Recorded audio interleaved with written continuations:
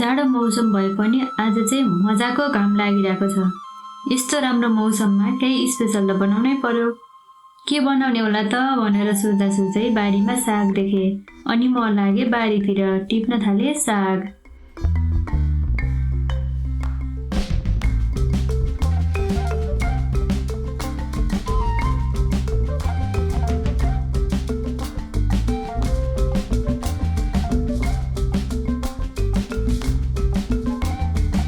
साग टिपिसकेपछि म अघि हिँड्दै बाघलाई पछि आउन भने। ल अब यो सागलाई राम्रोसँग नुहाइदिन्छु।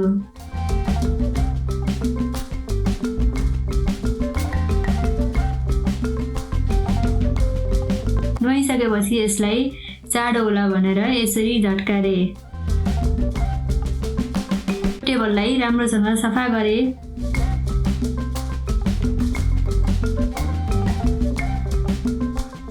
यो भयो साग। यो काटेको साग राख्नलाई भाँडो अनि साग काट्नको लागि राखे बाँसको ठुटो।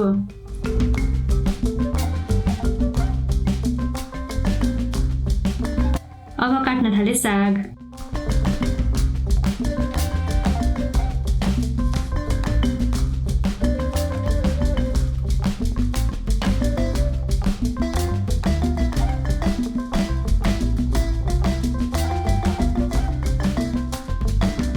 सागलाई मसिनो गरी काटिसकेपछि अलिकति यो हरियो लसुनको पत्तालाई पनि मसिनो गरी काटे। फेरि काट्न थाले प्याजको डल्लो।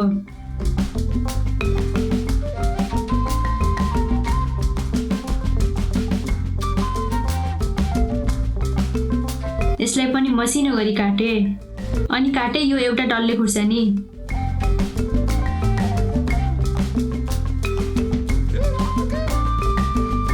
अब काटकुटको काम लगभग सकियो।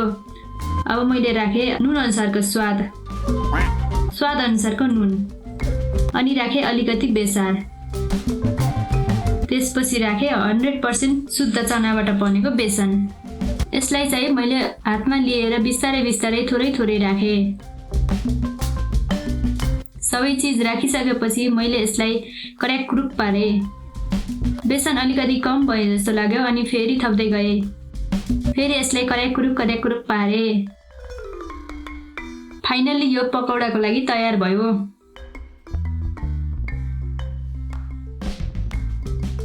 अनि यतातिर दुन्काए आगो। आज चाहिँ आगोले पनि मलाई माया गरे जस्तो लाग्यो, किनभने एकै पटकमा मजाले दुन्कियो।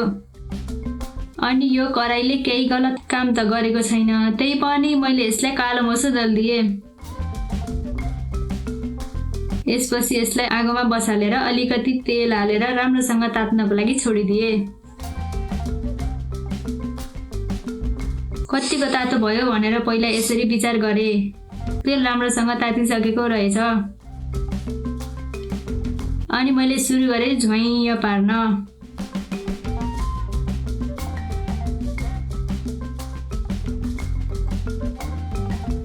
अनि यिनीहरूलाई यताउता फर्काएर निकाले।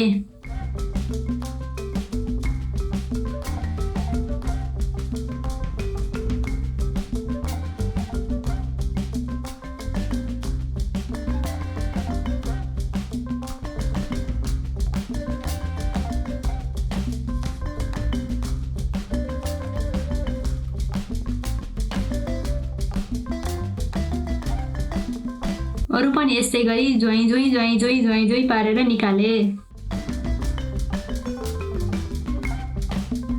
ल अब लगभग सिद्धियो बनाएर।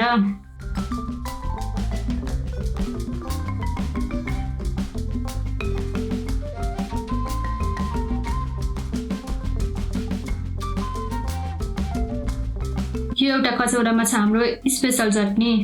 यसको रेसिपी चाहिँ अर्को भिडियोमा आउनेछ। एउटा कचौरामा अलिकति चटनी र अर्को कचौरामा पकौडा राखे। यतिको बनाइसकेपछि यसो स्टोरीमा राख्नको लागि फोटो त खिच्नै पर्यो।